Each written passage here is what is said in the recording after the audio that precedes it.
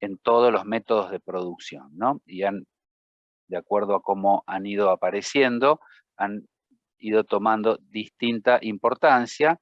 Parece así que siempre hablamos de, en los proyectos y en los emprendimientos, es muy importante hoy día tener resultados rápidos, porque digamos que el avance tecnológico es tan rápido que puede ser, seguramente va a suceder, que en el corto plazo estos nuevos emprendimientos queden obsoletos, ¿no? O fuera de escala, como se dice. Admitimos a una persona. En la próxima presentación, esto que les acabo de comentar, lo tienen en una tabla con el aporte que ha hecho cada uno de ellos, de estas personas, bueno, algunos, ¿no?, de los que han participado más significativamente en este proceso de administración científica, ¿no? O sea, el estudio de la administración de operaciones como una ciencia.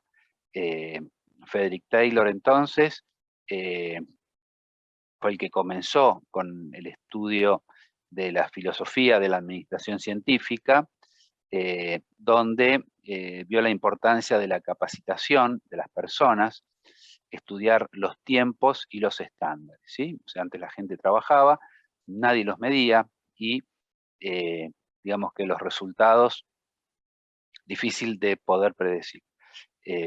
O sea que acá ya aparece un concepto importante, ¿no? Estudio de tiempos y los estándares, hablamos de medición, ¿sí? Después más adelante, cuando hablemos de cuadro de mando integral, que lo más importante en esto es que cómo nace el cuadro de mando integral. Bueno, las personas que toman decisiones de las empresas dicen cómo podemos mejorar, ¿sí? ¿Qué es lo que tenemos que hacer para mejorar? Y bueno, se dieron cuenta que para poder mejorar hay que comparar. Y para poder comparar hay que medir, ¿sí? Entonces, no se puede mejorar lo que no se puede medir. No se puede controlar lo que no se puede medir tampoco. Entonces, ahí aparece este proceso de poder medir, poder tomar referencias para después estar comparando en el futuro. Lo que se vio también, hablando un poco de esto de la medición, en un principio se medían y los resultados daban bien o daban mal. Entonces se pensó avanzar en esto, ¿sí? Y lo que se concluye es que no tiene mucho sentido medir y decir voy bien, o medir y decir voy mal, si eso ya sucedió, ¿no? Lo importante de poder medir y controlar es corregir, ¿no? Ese feedback que siempre hablamos, la realimentación, que es necesario para poder corregir el proceso, ¿no? O sea, no esperar al final y decir me fue bien o me fue mal, sino que las organizaciones hoy día vuelcan su estrategia a un cuadro de mando y a través de mediciones intercaladas del tiempo con determinada frecuencia, podemos ir corrigiendo, ¿no? Obviamente que si las cosas no van bien, hay que ver qué es lo que hay que corregir. Esas mediciones tienen que ser lo suficientemente representativas como para poder estar ajustando y corrigiendo los parámetros que no funcionan. Eso se visualizan con los KPI, ¿no? Los índices de performance. Bueno, Frederick Taylor fue uno de los primeros entonces que utiliza capacitación, estudios de tiempos y estándares. Henry Ford, ustedes lo conocen, líneas de montaje para la producción en masa. Harrington Emerson impulsó la eficiencia de las organizaciones, ¿no? Eficiencia es lograr que las cosas se hagan aprovechando de la mejor manera el tiempo, ¿no? El tiempo y los costos. Harrington Emerson, entonces con la eficiencia. Harris, primer modelo, cantidad económica de pedido. Esto vamos a ver más adelante también, cómo optimizar los pedidos. O sea, compro mucho, compro poco, cada cuánto compro, ¿sí? Y en qué tiempo me va a estar ingresando los materiales para alimentar mi línea de producción, ¿sí? Cuando hablamos de materia prima. uso de sistemas de programación, Henry Grant, control estadístico de calidad, Walter Sheward, Elton Mayo, atención a factores de comportamiento, y por último, Tippett con muestreo del trabajo. Bueno, estos son algunos de estas personas innovadoras, y cuál fue su principal contribución en la administración científica. Actualmente, ¿cómo nos encontramos? Digamos, si hoy miramos cómo son los sistemas productivos. Bueno, en esta diapositiva puede verse una especie de sala de control donde hay un grupo por aquí podemos ver un grupo de racks. A ver si podemos poner a ver, un minuto. Bueno, perdón, estoy para adelante. Bueno, acá podemos ver unas computadoras, unas pantallas y unos equipos, ¿sí? Como unos cubículos acá que manejan máquinas. El estado actual de los sistemas productivos a través de las computadoras y la investigación de operaciones ha hecho que la industria entre en una era de automatización, podemos decir, sin paralelo, ¿no? Algo que ha crecido de una manera muy relevante en los últimos años, ¿sí? Las computadoras proporcionan a los administradores información en el momento, tanto de los mercados como de los costos, los niveles de producción y también de los inventarios, ¿no? Entonces, los productores empezaron a instalar unidades lógicas en el equipo, de forma tal que las máquinas directamente puedan recibir y ejecutar instrucciones que ya están programadas, ¿no? Entonces, bueno, la combinación de las máquinas que son controladas por computadoras y a su vez el desarrollo de robots industriales, digamos, hacen que los sistemas productivos sean lo suficientemente flexibles como para, digamos, recibir y responder a distinta información en línea, ¿no? O sea, los robots detectan la necesidad y ya pueden hacer las tareas específicas, ¿no? De esta forma, se logran sistemas productivos flexibles, donde se ajusta rápido, ¿no? O sea, yo podría estar fabricando algo en un determinado momento y enseguida puedo cambiar y empezar a fabricar otra cosa, ¿no? En el siglo XX, entonces, fíjense, Estados Unidos habla de la economía industrial, pasar a la economía de la información. Y esto cambia también en los negocios a futuro, ¿no? Aparecen actividades especiales que tienen que ver con la tecnología de los materiales, servicios avanzados de información, o podemos hablar de tecnología de información y de comunicaciones, ¿no?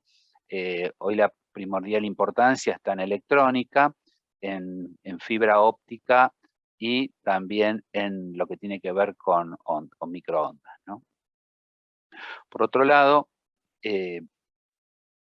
las actividades de producción en masa que requieren una gran cantidad de mano de obra, por lo general están siendo transferidos de países desarrollados a países menos desarrollados, ¿sí? Con el objeto de reducir costos.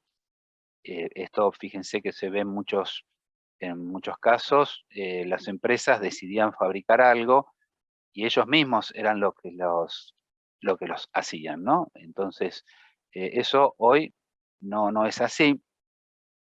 Por ejemplo, los teléfonos Apple, no son ellos los que fabrican sus teléfonos, pero sí ellos tienen la tecnología, ¿no? O sea que ni siquiera producen o fabrican el producto primario, el producto más importante de, eh, de su emprendimiento o de la organización, sí, pero sí tienen la tecnología, o sea, saben cómo hacerlo y dicen cómo hay que hacerlo, pero por lo general se fabrica en otros países, ¿no?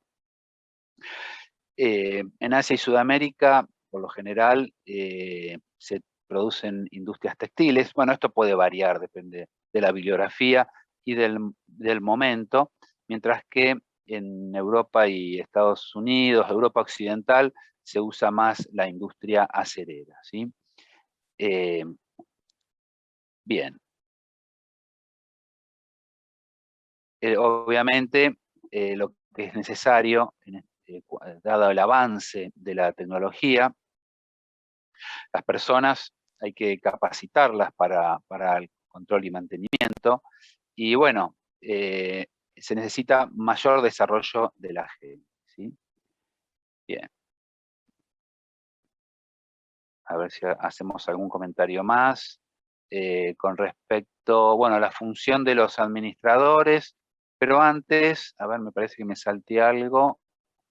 Tenemos el estado actual de los sistemas productivos y cuáles son las funciones de los administradores, ¿no? Acá ya vamos entonces, luego de esta breve introducción en cuanto a la situación actual, o cómo ha sido la historia y cómo es la situación actual de las actividades productivas, vamos a ver cuál es la función específica de los administradores, ¿sí? Ahí vemos, hay tres funciones bien definidas, ¿no? Las más prominentes, podríamos decir, o que tienen distintos enfoques. Un enfoque es el enfoque funcional, es un enfoque más tradicional, donde lo vemos a los administradores como las personas que planean, que organizan, que dirigen y que controlan las actividades, ¿no? Entonces, una actividad de control, de planificación, organización y control. Después, otra función que podemos identificar es una función conductista.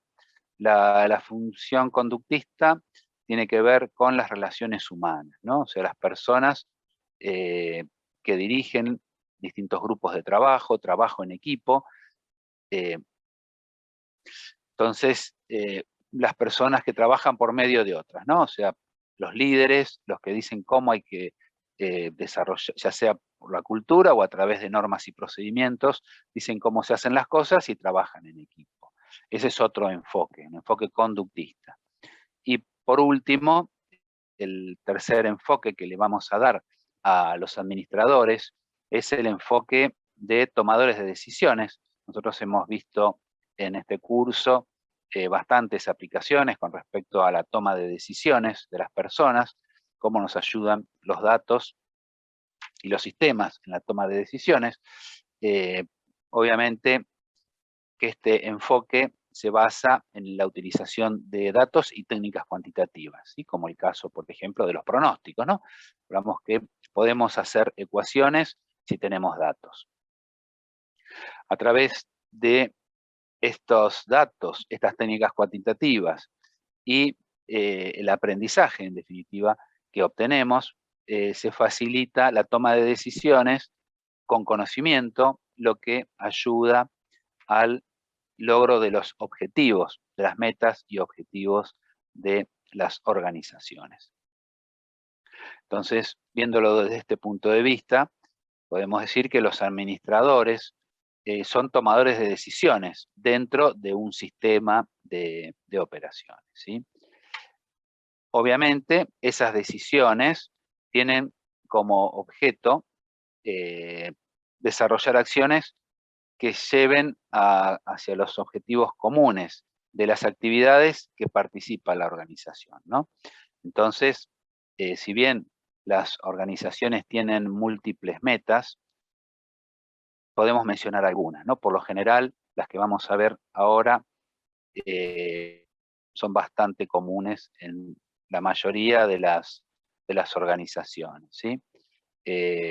Bueno, acá vemos en esta diapositiva el administrador entonces que toma decisiones para cumplir con los objetivos y las metas, ¿sí? Y cuando hablamos de cuáles son esas metas o esos objetivos, uno es dar bienestar a los empleados, servir a los clientes, producir rendimiento a los accionistas y cumplir con su responsabilidad ante la sociedad, ¿sí? Estas mencionar algunas, ¿no? También vamos a ver más adelante, cuando hablemos de cuadro de mando integral, que vamos a hablar de 4 perspectivas, ¿no? La perspectiva financiera, que es la que permite la sustentabilidad de la organización a través del tiempo. Perspectiva clientes como causa, ¿no? O sea, no podemos, causa y efecto, no podemos tener un buen resultado financiero si no contamos con nuestros clientes. Y por otro lado, si no, nuestros clientes nos van a ver bien y nos van a seguir siendo fieles, si tenemos buenos procesos internos. Y para tener buenos procesos internos hay que tener a la gente motivada y capacitada, ¿sí? Entonces, fíjense, en orden cuantitativa, podemos decir, primer punto, la parte financiera. Segundo punto, los clientes. Tercero, los procesos internos. Y finalmente, el desarrollo de las personas. Ahora, si nosotros queremos tener cambios relevantes y significativos que perduren a lo largo del tiempo, la relación causa-efecto es justamente de abajo hacia arriba. O sea, hay que tener la gente motivada, capacitada, con buen desarrollo personal y técnico, aptitudinal, para poder tener buenos procesos internos. Si tenemos buenos procesos internos, seguramente nuestros clientes van a estar muy conformes, y si nuestros clientes están conformes, seguramente el resultado financiero va a ser el adecuado para lograr una empresa sustentable, ¿sí? Bien. Hemos avanzado, nos hemos adelantado un poco a algunos conceptos que tienen que ver con cuadro de mando integral, que vamos a ver más adelante. Bien. Como pueden ver en este gráfico, ¿qué hacen los administradores para poder cumplir con las metas y con los objetivos? Los administradores desarrollan políticas, desarrollan planes de operación, se fijan cuáles son los objetivos, los distintos niveles, ¿no? ¿Se acuerdan ustedes que en las primeras clases de esta materia habíamos visto que las decisiones que se toman en las organizaciones no son en todos los sectores iguales, ¿no? Hay distintos grados de responsabilidad, hay distintas características de esas decisiones, hablábamos de estructuradas y de no estructuradas, y de semiestructuradas, así como un intermedio entre una y otra. Entonces, bueno, justamente los administradores van a tomar decisiones de esas características que tienen que ver con las políticas, con los planes de operación, que son más estructuradas, condenan normas y procedimientos, objetivos, procedimientos y reglas, ¿sí? Obviamente, si tenemos buenas bases de datos, vamos a tener mucho más conocimientos, ¿no? Es importante hoy día todo lo que se aporta en este sentido con los datos, ¿no? O sea, podemos decir que son el fundamento para tener buenas bases de datos, es el fundamento para la toma de decisiones en todos los niveles, ¿no? Por otro lado, también está la participación de las personas, ¿no? De acuerdo a los valores personales, digamos, los administradores van a estar influyendo de una manera más sutil también en los objetivos, en las políticas y los planes de la empresa.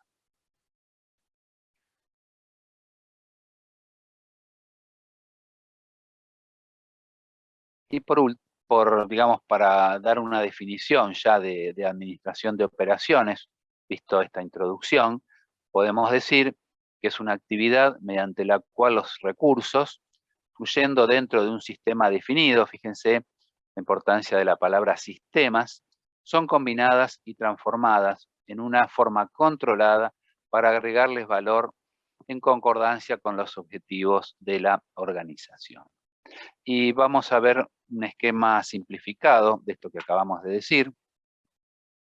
Pero vamos a destacar algunas palabras, ¿no? Hablamos entonces de recursos, hablamos de un sistema, hablamos de combinación y transformación de una manera controlada para cumplir con objetivos. Y vamos a decir también en un entorno determinado, ¿no? Hay que cumplir también con cuestiones que tienen que ver con el medio ambiente y la parte social. Esto que acabamos de indicar, en este pequeño diagrama vemos insumos, proceso de transformación y producto, ¿no? Un típico diagrama de entrada y salida, ¿no? Con un control o un feedback para mejorar el proceso. Esto es un sistema de producción simplificado, ¿sí? Cuando ustedes les pidan un diagramita de un sistema de control, esto es algo bien sencillo, ¿no? Entrada, salida, gestionar por proceso se llama. Entrada, proceso de transformación y salida. Lo que dijimos al comienzo, que las actividades productivas son el fundamento del desarrollo y el proceso de transformación tiene que hacer que los productos que obtenemos, a ver, aguárdenme un minutito, los productos que obtenemos sean productos de mayor calidad, ¿sí?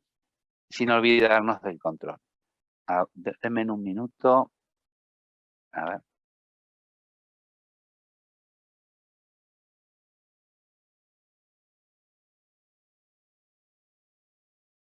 Voy a mutar 2 minutos.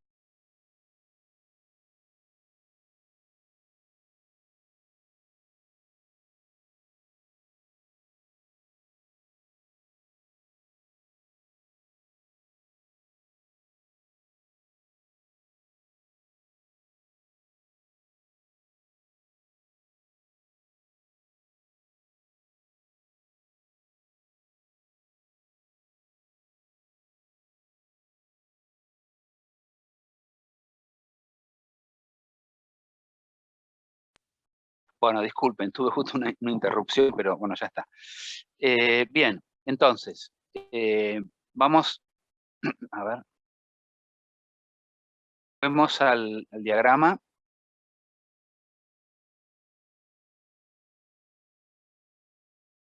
Las responsabilidades del administrador, hablamos de insumos, materiales y capacidad. O sea, los administradores son los que deben determinar cuáles son los insumos necesarios para nuestro sistema de producción de bienes o servicios, ¿sí? Para, a su vez, no solamente hay que determinar cuáles y qué cantidad, sino también en qué momentos son necesarios, por lo cual hay que trazar un plan de producción que permita utilizar efectivamente todos los materiales y a su vez también es necesario tener capacidades, ¿no? La capacidad de las personas para manejar los equipos, las capacidades de los equipos para poder manejar esa cantidad de materiales, para responder a una demanda, ¿no? Ya estudiamos algo de pronósticos, es importante conocer la demanda y los pedidos para poder satisfacer y hacer un programa adecuado y controlado que nos permita generar los bienes requeridos, ¿sí? A su vez, esto es necesario hacer un control sobre los inventarios, y sin olvidarnos, obviamente, de conceptos de calidad y de costos, ¿no? También, obviamente, tenemos calidad-costo y vamos a finalizar con mantenimiento, ¿no? O sea, que hace que las instalaciones puedan cumplir con la vida útil para la cual han sido pensadas, ¿no? O sea, todas las instalaciones industriales fundamentalmente necesitan mantenimiento, ¿no? Yo me acuerdo que me tocó trabajar alguna vez en mantenimiento en una empresa del polo petroquímico ahí en Ensenada, y teníamos un gerente que siempre nos decía, bueno, en realidad nosotros trabajamos en mantenimiento, pero la empresa quisiera no tener que gastar en mantenimiento, como que era una especie de un mal necesario, ¿no? Mal desde el punto de vista de los costos, ¿no? No viéndolo como algo malo, pero desde el punto de vista de los costos, las empresas seguramente preferirían no tener que gastar en mantenimiento, pero obviamente es imposible. Entonces, tal es así que todas las empresas tienen lo que se llama el CAPEX y el OPEX, ¿no? El CAPEX son todos los gastos que se hacen en bienes de capital y el OPEX son los gastos que se hacen para operaciones y mantenimiento, ¿sí? O sea, está por un lado inversiones y por otro lado están operaciones y mantenimiento. Bueno, son todas responsabilidades, fíjense que están en este cuadro. Tenemos insumos, materiales, capacidades, plan de producción, programación y control sobre inventarios, costos, calidad y mantenimiento. Ahora sí, vamos a ver un modelo esquemático de un sistema de producción. Vean ustedes, en este modelo esquemático, vamos a correr para acá, tenemos a la izquierda el ambiente, ¿no? Cuando hablamos del entorno, ¿no? ¿Qué suministra? Suministra personas, recursos humanos, ingeniería, finanzas, insumos, ¿sí? ¿De qué características? Material, equipos, capital. Eso es todo lo que veíamos en la, fíjense, volvemos a la anterior, cuando hablamos de insumos, ¿sí? Fíjense, este sería el esquema simplificado, ¿sí? Cuando queremos ver un esquema más completo, volvemos al que estábamos viendo recién. Fíjense, estos serían todos los insumos, ¿no? ¿Cuál es el input para poder hacer un proceso de transformación? Tenemos que tener un pronóstico, ¿no? Saber qué es la cantidad, tener un orden de magnitud mínimamente como para poder hacer el diseño de nuestras instalaciones. En este proceso, fíjense, se ve muchas de las tareas que hace el administrador, ¿sí? Hay distintos grados de planificación, podríamos decir, una planeación agregada, una planeación de materiales y capacidad, programación y control, ¿sí? Fíjense, esto es todo lo que tiene que ver con planeación, programación y control. Mantenimiento, diseño de producto, planeación de proyecto y control de la producción. Todas actividades que se hacen en el proceso de transformación. ¿Y qué es lo que digamos, sale un producto que tiene que tener más valor que los insumos?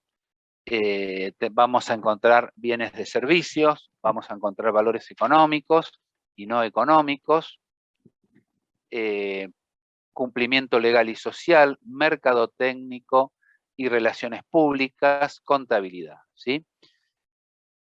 Esto vuelve al ambiente y fíjense que hay un proceso de retroalimentación en donde se va a hacer control de calidad, control de costos y control de inventarios. Bueno, este es un modelo esquemático más completo de una instalación donde se desarrollan actividades productivas, ¿sí? Los recursos claves, los conceptos claves, mejor dicho, van a ser recursos, sistemas, transformación y actividades que aportan valor agregado, ¿sí? Los recursos, ¿quiénes son? Son personas, admitimos a Ariel. Los recursos son personas, materiales y capital, ¿sí? El capital está relacionado con lo que tiene que ver con acciones, deudas, impuestos, contribuciones. Y a su vez es lo que regula el flujo de otros recursos, ¿no? Bien.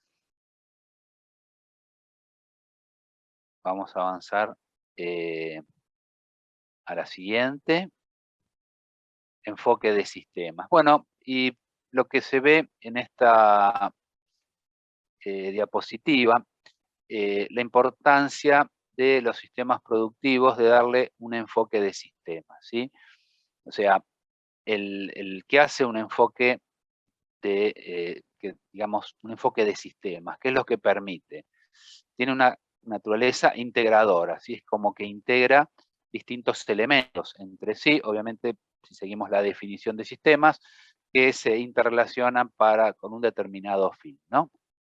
Entonces, nosotros damos un enfoque sistemático a las actividades del administrador,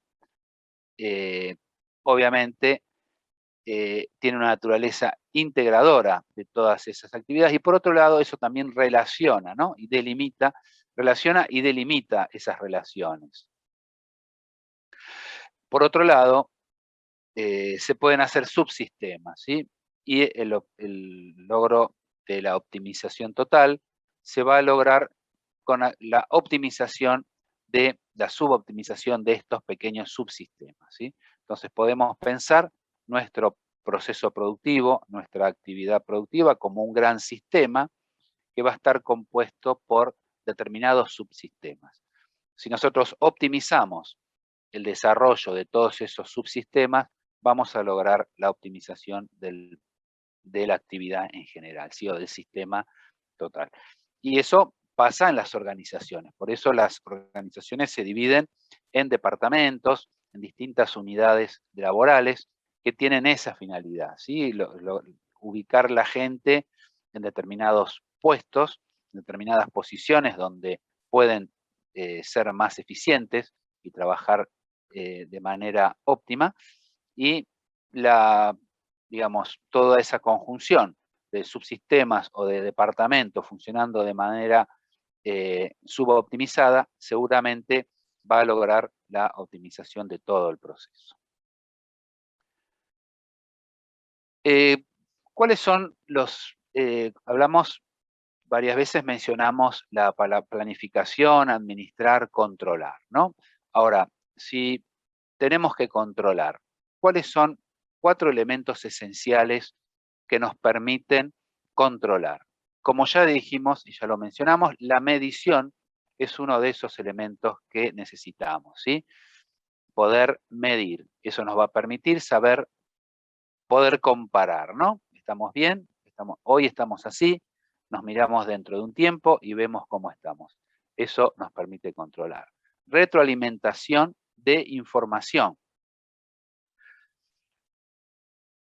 Una vez que termina un proceso, lo miramos y decimos, ¿cómo estuvimos en esto? Y estuvo bien esto, estuvo mal esto. Siempre se habla de lecciones aprendidas, siempre se habla de volver a mirar y reformular la planificación, la programación. Entonces, bueno, la retroalimentación de la información de manera periódica es muy importante.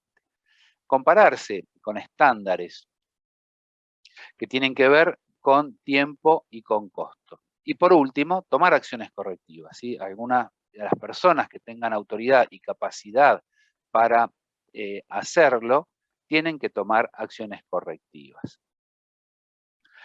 Esto, les cuento un ejemplo. Yo trabajo en ingeniería y bueno, me tocó estar en un departamento como coordinador de un departamento de ingeniería, y los procesos, tanto de ingeniería como de construcción, por lo general parten de un presupuesto, de un cómputo, ¿no? De una estimación, de un modelo que uno hace de algo que supuestamente va a suceder, ¿no? Y a eso le pone tiempos, le pone costos, cantidades, y determina un valor. Se hace una propuesta, y el que analiza la propuesta toma la decisión y dice si lo vas a hacer vos o no, ¿no? Selecciona otra organización. Ahora, ese modelo después va a ser la realidad, eso hay que ejecutarlo. Piensen ustedes como ingenieros en sistemas, ¿sí? Le piden, bueno, necesito que me hagas un proyecto para optimizar en un banco una determinada función para los clientes, ¿no? Entonces, bueno, mira, esto nos va a llevar más o menos tanto tiempo, un estándar, el costo de un programador, bueno, y se hace un análisis y se presenta. Ahora, eso es un modelo, es una simulación que uno hace de algo que después va a pasar. Ahora, después sucede. Entonces, lo importante es que después, si es que tenemos la oportunidad de hacer el trabajo, hay que mirar al final. Obviamente, ir monitoreando a medida que se desarrolla el trabajo para verificar que lo que estamos haciendo es equivalente a lo que nosotros pensamos, ¿sí? Entonces, y por último, si estuvo bien o estuvo mal o estuvo más o menos, eso hay que tomar nota y retroalimentar nuestra primera evaluación, ¿sí? Entonces, ¿en qué nos equivocamos? ¿En qué estuvimos bien? ¿Estimar de más o estimar de menos? Si estimamos de menos, vamos a tener costos que nos van a ser excesivos, y si estimamos de más, quizás podamos ganar un poco más, pero el riesgo de poder perder también, ¿no? Entonces, la importancia de ese modelo original de análisis con el cual presentamos la propuesta tiene que ser lo más parecido a lo que realmente después sucede, ¿sí? Entonces, bueno, hay que tomar acciones correctivas para poder ajustar esa evaluación al comienzo, ¿sí? Bien, admitimos ahí está. Bien. Avanzamos entonces. Factores, vamos a ver factores que afectan la productividad. Aguárdeme un minuto.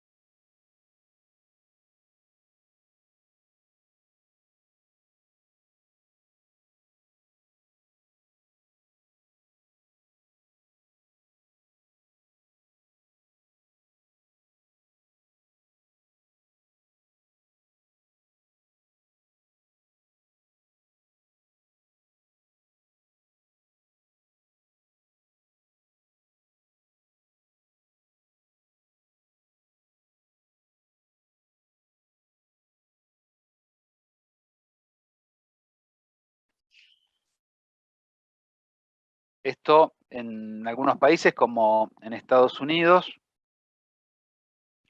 la producción ha ido variando en distintos, por ejemplo, en los años 60, tuvo un incremento o sea, hasta los 60 había crecido la producción un 3%, y después la tasa de producción bajó un 2% hasta el 63 y a menos del 1% en los siguientes 20 años, ¿sí? Entonces, ¿qué es lo que esta disminución se estudió, ¿no? Esto lo pongo a modo de ejemplo. Algunos países miden estas razones y encuentran cuáles son las causas, ¿no? Y lo que se vio en este caso, después de un incremento de un 3% y una disminución que fue del menos del 1% en los siguientes 20 años, se estudiaron las razones, ¿sí? Entonces, bueno, ¿cuáles fueron estas razones? Razón, capital, mano de obra, escasez de recursos, cambios en la fuerza de trabajo, innovación y tecnología, regulaciones y efectos de negociación, calidad de vida en el trabajo, ¿sí? La declinación, razón, capital y mano de obra se debía a que muchas plantas y muchos equipos ya tenían más de 20 años, ¿no? O sea, hubo un decremento en el nivel de inversiones de capital, y bueno, eso hizo que se afecte la productividad. Hubo una baja en la inversión, ¿sí? Obviamente, después, cuando viene la época de la automatización y de los robots, para algunas industrias eso tiende a mejorar, ¿sí? Bien, después hay recursos que están disminuyendo, por ejemplo, energía, metales, agua, hay variación por eso dice escasez de recursos, ¿sí? No es como antes, los recursos se consumen, hay que buscar nuevas fuentes de recursos, ¿sí? Obviamente que en estos días hay una bastante intención de usar recursos renovables, ¿no? Cambios en las fuerzas de trabajo es otra de las razones que afectan la productividad. Tiene que ver con el cambio de la fuerza de trabajo, con, bueno, con la mano de obra, ¿no? La mano para hacer los emprendimientos. Hay un cambio estable en las actividades de tipo obrero, ¿sí? Porque se calcula que representará solo 1/3 de esa fuerza de trabajo. Entonces, es como que no hay tanta mano de obra disponible como en otra época. Después, innovación en energía. Eso también hace que se modifique, que afecte la productividad. En estos casos podemos decir que afectan, ¿no? Va a tener alguna variación. Todo lo que sea innovación y tecnología, seguro que tiene alguna incidencia en lo que es las actividades productivas. Regulaciones y efectos de negociación también afectan a la productividad.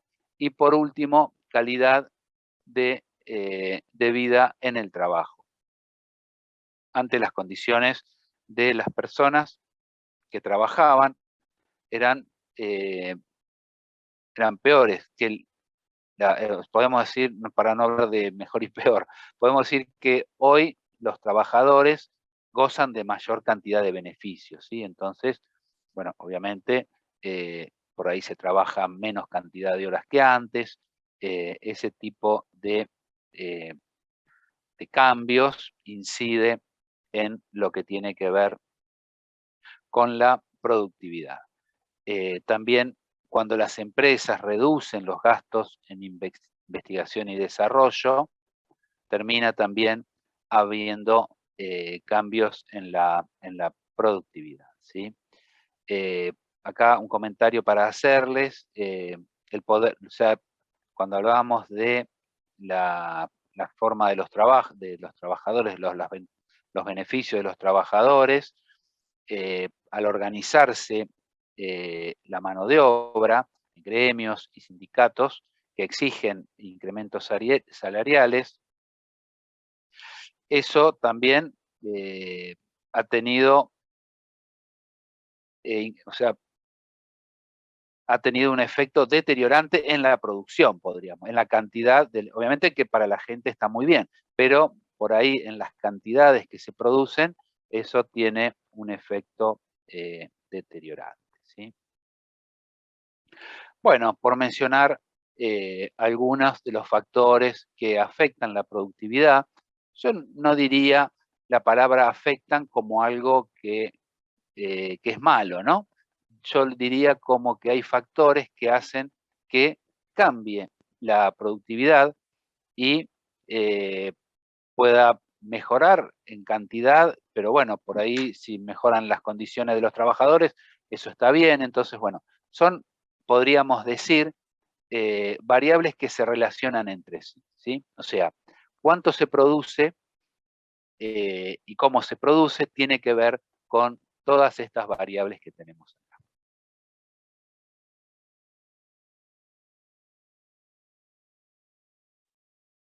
¿Qué tipo de sistemas de producción encontramos? Hablamos siempre de producción de bienes y servicios, ¿sí? Vamos a tener dos grandes grupos, son los manufactureros y no manufactureros. Los sistemas manufactureros son aquellos que son tangibles, se pueden medir y se pueden almacenar. Los no manufactureros son intangibles y transfieren su valor directamente al consumidor, ¿sí? Bueno, son aquellas cosas que no se tocan, pero que existen, ¿sí? Entonces, a eso le llamamos intangibles.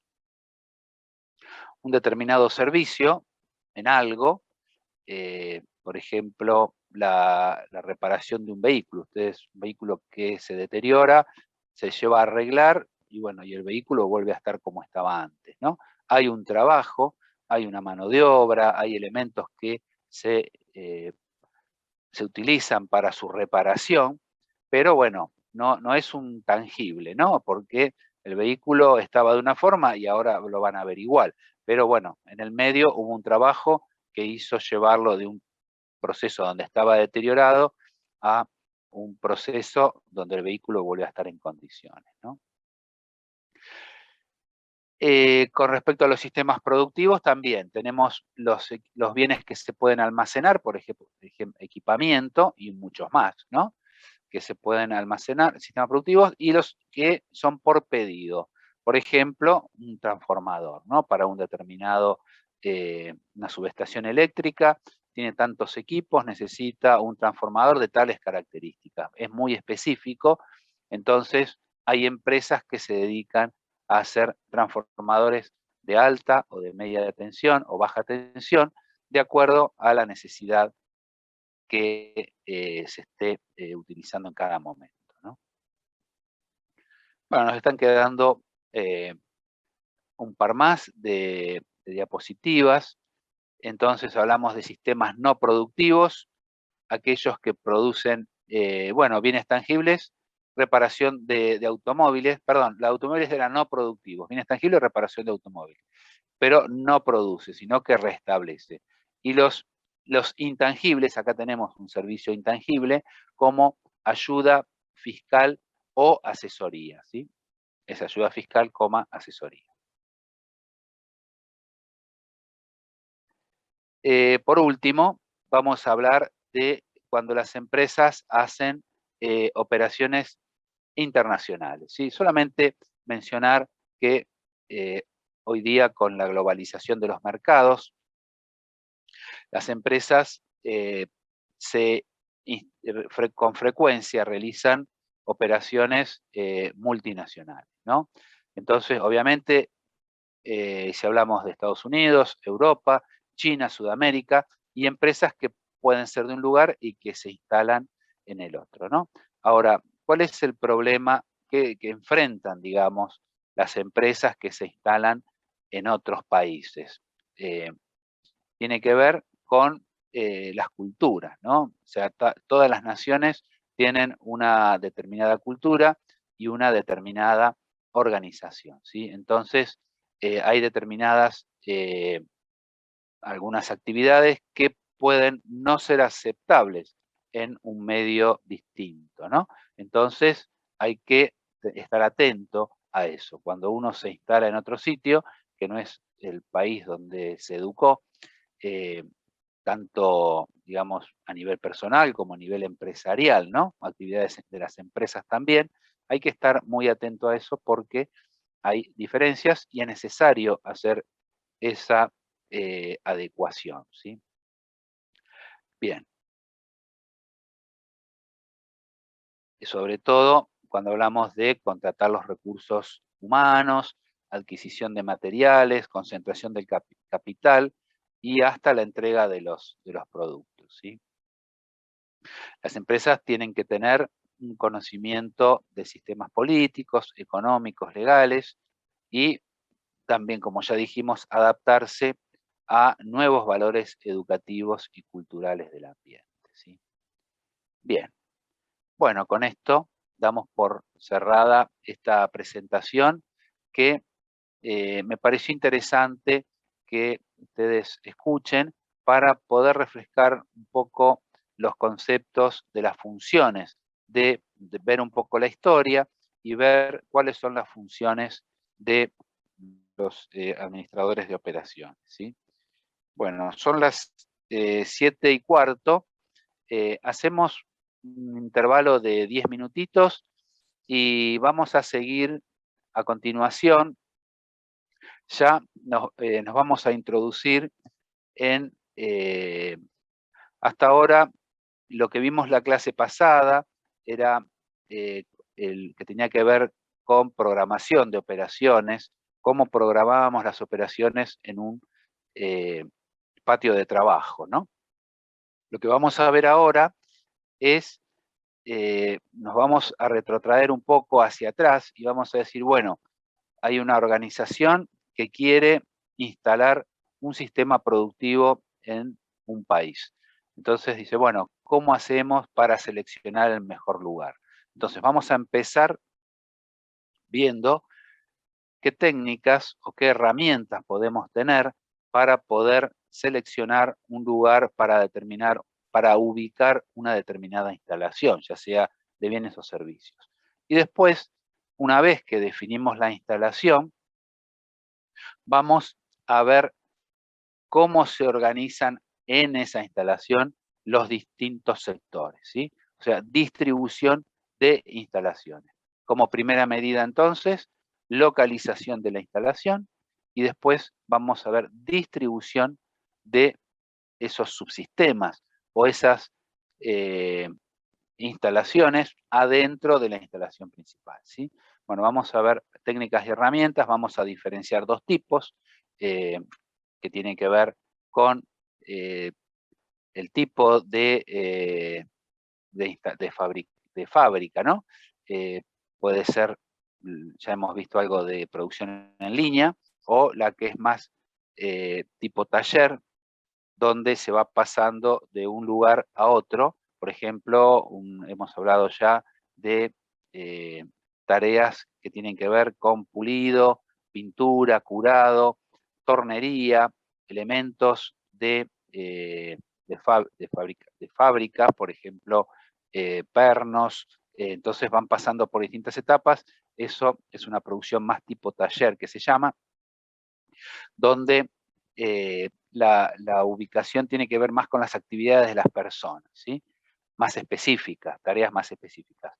La que es en contraposición con este sistema tipo taller, tenemos la que es just in time, que es para producción en línea. Así que bueno, son ahora entonces son y 18, en 10 minutitos, más o menos 7:30, retomamos con esta segunda parte, ¿sí? Vamos a detener la grabación.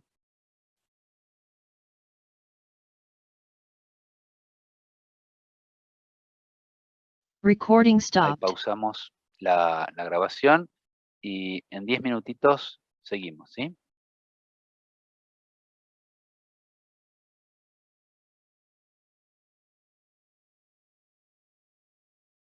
Bueno, ahí están viendo la presentación entonces. Este es el final, ahora en un minuto.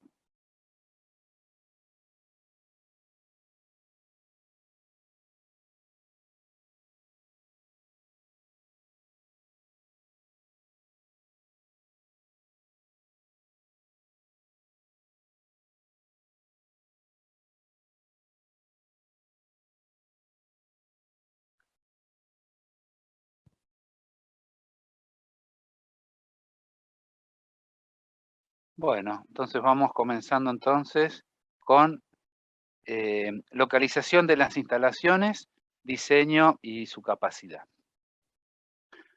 Admitimos y vamos a retomar. A ver.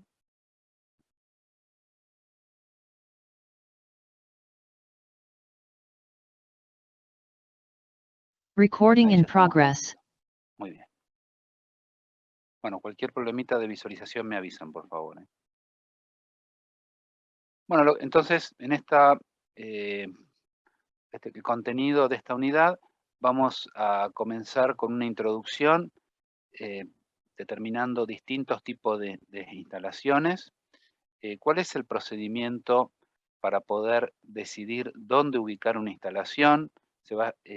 Vamos a ver el método del punto de equilibrio, que si bien el método no nos permite seleccionar en un lugar óptimo, y eso siempre hay que tener presente. Estas técnicas y herramientas que vamos a ver hoy no quiere decir que sea el óptimo, ¿no? Lo que hace es que nos dé una aproximación, una orientación a cuál puede ser la mejor solución, ¿sí? En algunos casos donde por ahí no se puede asociar de manera directa un valor cuantitativo, dado que lo que se ven son factores cualitativos, ¿sí? Entonces vamos a ver cómo pasar una evaluación de un factor cualitativo a algo para poder crearlo cuantitativamente. Vamos a hablar del diseño y la capacidad de las instalaciones, cuáles son los objetivos y factores para determinar cada una de las distribuciones, algunos métodos para dos tipos de instalaciones, como ya hablamos, las que son por procesos y las funcionales. Vamos a ver cómo se hace el balanceo de línea para determinados productos. Y por último, vamos a ver una planeación sistemática de la distribución de las instalaciones. Bueno, localización de instalaciones, cómo planear la ubicación. Bueno, ustedes en esta presentación van a ver por ahí mucho contenido de texto.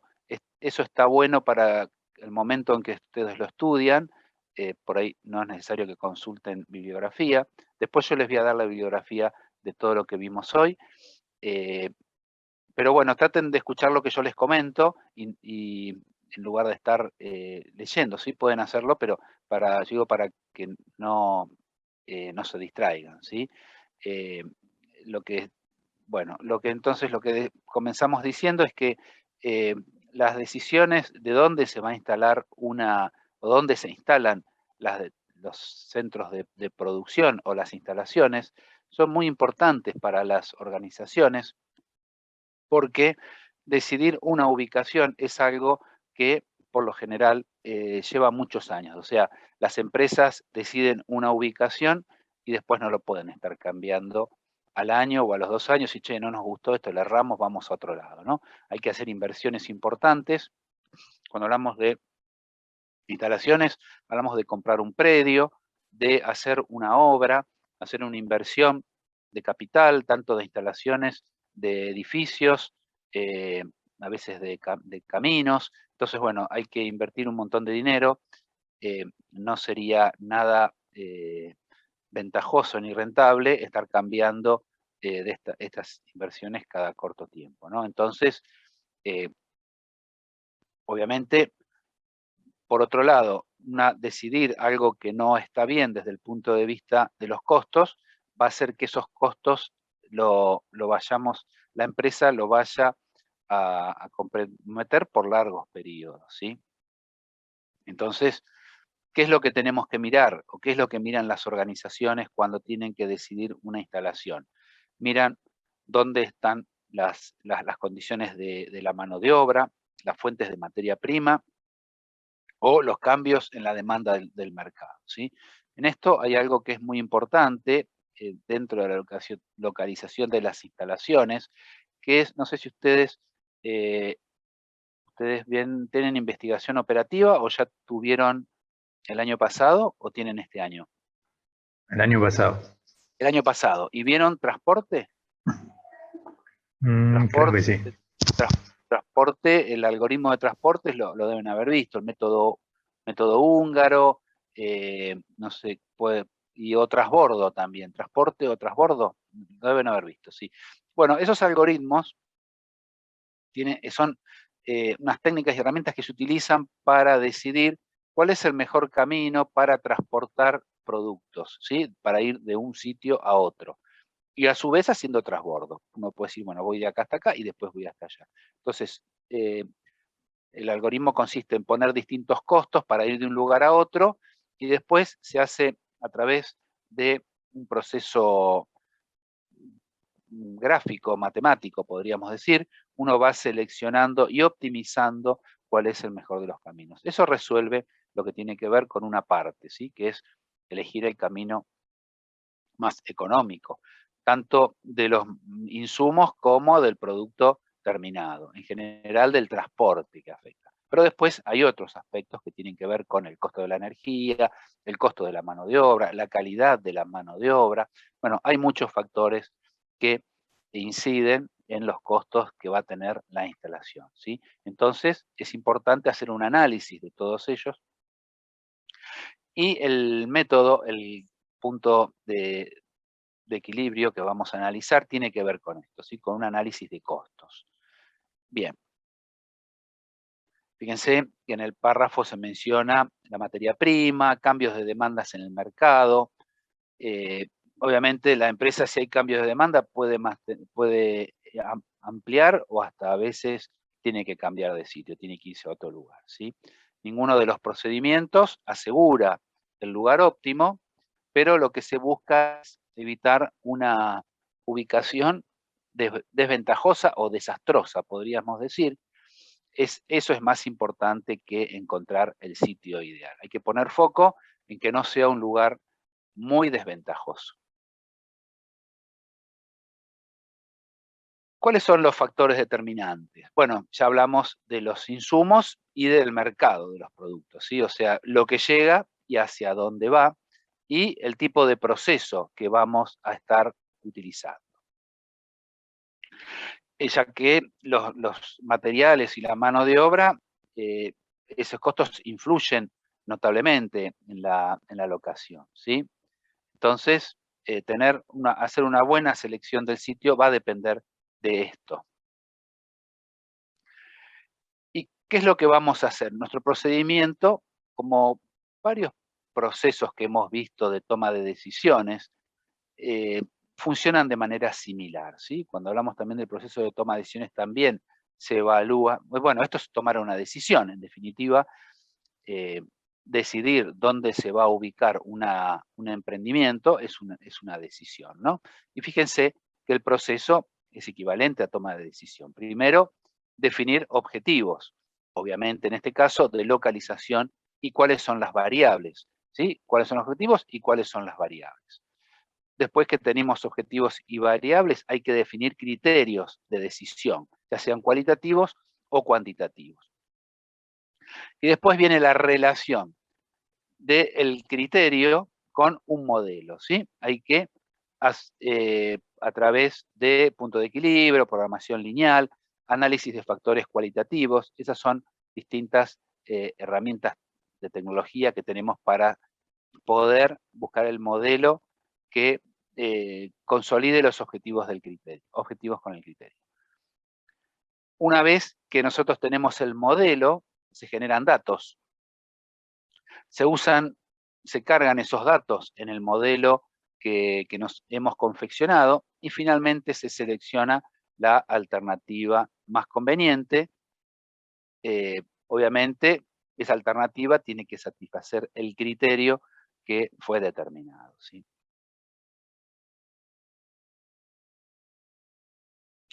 El método entonces, como ya dijimos, es análisis del punto de equilibrio y vamos a ver en la... A ver, un minuto. Vamos a ver desde el punto de vista económico una estimación de costos fijos y costos variables. Entonces, nuestro análisis de punto de equilibrio se va a limitar a un análisis de costos y un análisis también de ingresos, de distintas ubicaciones posibles. Entonces, lo que vamos a hacer es comparar, hablamos siempre de medir, ¿no? Entonces vamos a medir distintas variables en distintos lugares y ver esas variables, qué costos nos van a dar en cada uno de esos lugares. ¿Qué tipo de costos conocen ustedes? Bueno, ahí está, costos fijos y costos variables. Y hay otros tipos de costos también utilizamos por lo general en la administración de operaciones o en los proyectos. ¿Se acuerdan? Aparte de costos fijos y variables, otro tipo de costos, ¿alguno recuerda? Que también es así, o sea, fijo, variable, y el otro son la inversa, ¿no? Costos directos y costos indirectos. Costos directos son aquellos que se relacionan directamente con la producción. Por ejemplo, la energía eléctrica. La energía eléctrica que consumen equipos son costos que se afectan directamente a la producción. No la energía de iluminación. La energía de iluminación es, fíjense, energía eléctrica, pues tenemos un componente fijo y un componente variable. Un componente directo y un componente indirecto. El componente directo es lo que está asociado a la producción y el componente indirecto es el costo de la energía eléctrica que afecta a instalaciones fijas, por ejemplo, la iluminación. Bien, vamos entonces a ver el método y vamos directamente al ejemplo, ¿sí? Supongamos ustedes que tienen potencialmente 3 ubicaciones posibles, A, B y C, y un costo fijo por año. Ese costo no tiene que ver con la producción, es un costo que, como les expliqué recién, tiene que ver, por ejemplo, con la iluminación del lugar, un alquiler, ¿sí? Donde eso no varía con la producción. En el caso de la instalación A es de 150.000 pesos, en el caso de la instalación B es 200.000 pesos, y en el caso de la instalación C, 400.000 pesos. Y el costo variable, que varía por cantidad, es 75, 50 y 25 respectivamente para cada una de las localizaciones potenciales. El precio de venta, no solamente analizamos costos, sino que también analizamos ingresos, es igual a 130 pesos. Encuéntrese la ubicación más económica si se calcula un volumen de venta de 6.000 unidades. Me lo voy a anotar por acá. Pues vamos a ir a una planillita ahora para ver esto. Entonces, para 6.000 unidades, ¿cuál sería la más ubicación? O sea que, fíjense que también hay un factor importante que es la cantidad que voy a producir. Puede ser que para una cantidad me convenga A, puede ser que para otra cantidad me convenga B o me convenga C. Mi conveniencia de la instalación va a depender de las cantidades vendidas. ¿Cuál es la utilidad esperada si se utiliza el lugar seleccionado en A? Entonces sería más económica para la pregunta A, para 6.000, ¿cuál sería la más económica? La pregunta B, ¿cuál es la utilidad esperada si se utiliza el lugar seleccionado en A? Obviamente para 6.000. ¿Y para qué monto de producción es mejor cada lugar? ¿Para qué monto cada lugar? Bien, entonces, fíjense ustedes que, como ya dijimos, tenemos costo total, que es igual al costo fijo, no varía con la cantidad, más el costo variable por el volumen o por la cantidad de elementos. El costo total de A va a ser 150.000 costo fijo al año, más 6.000 por 75. En este caso nos da 600.000. Para B es 200.000 más 50 costo unitario por 6.000 unidades. Y para el C, 400.000 costo fijo más 25 por costo 25 costo unitario por 6.000 unidades, 550.000. Fíjense, esto es muy sencillo, sabiendo cuál es el modelo, vamos a determinar que la localización más económica, obviamente, es el que tiene el menor valor, 500.000 para una cantidad de 6.000. Si utilizamos, ¿cuál es la utilidad esperada si usamos B? Fíjense, si usamos B, el costo es 500.000. Pero el ingreso, para conocer la utilidad, debemos conocer cuál es la fórmula de utilidad. La utilidad va a ser el ingreso total, que es el precio por la cantidad vendida, menos el costo total. El costo total dijimos que era 500.000, lo tenemos aquí. Y vamos a ver si podemos introducir, ahí está. Entonces tenemos los 500.000 que mencionamos y nos da 130 por 6.000 unidades, que es el ingreso total, 500.000 me da 280.000 al año. Y por último, de la gráfica, a ver, bueno, hay que hacer el gráfico. En este caso, tenemos que es A para menores a 2.000. Ahora vamos a ver la gráfica. Es B para de 2.000 a 8.000. Y fíjense que dice C para mayor a 8.000. Bien, dejamos de compartir y vamos a compartir la planilla.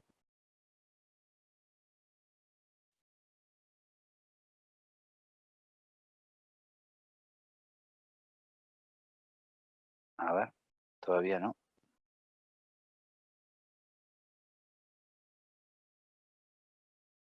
¿Están viendo ustedes la presentación o no? No. Ahí no están viendo nada, ¿no? A ver. ¿Ahí? Sí, ahora sí.